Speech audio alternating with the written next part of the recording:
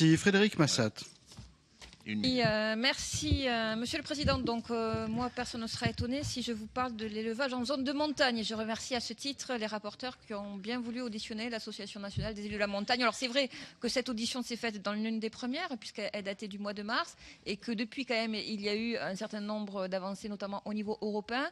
Et quoi qu'il en soit, merci pour le travail que vous avez fait.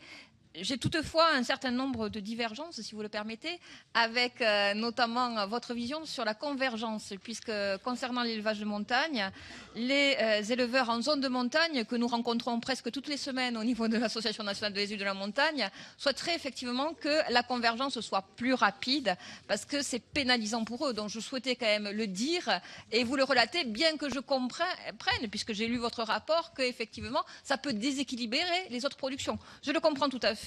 Mais moi, je dois rapporter les préoccupations de l'élevage de montagne qui, aujourd'hui, vous le savez, est en fort danger, en forte difficulté, comme le reste de l'agriculture, mais particulièrement ce secteur, en sachant que demain, si nous n'avons plus d'éleveurs en zone de montagne, eh bien, c'est la fermeture des paysages, c'est l'entretien de l'environnement qui n'est plus là. Donc, nous avons des soucis à ce titre-là.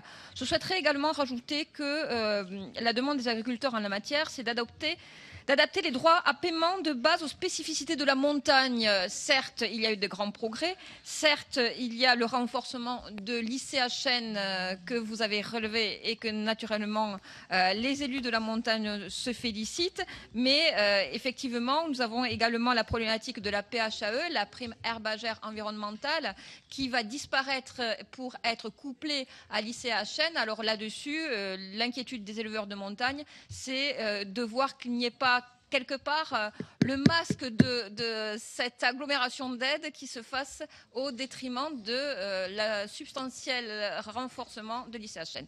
Merci, Monsieur le Président.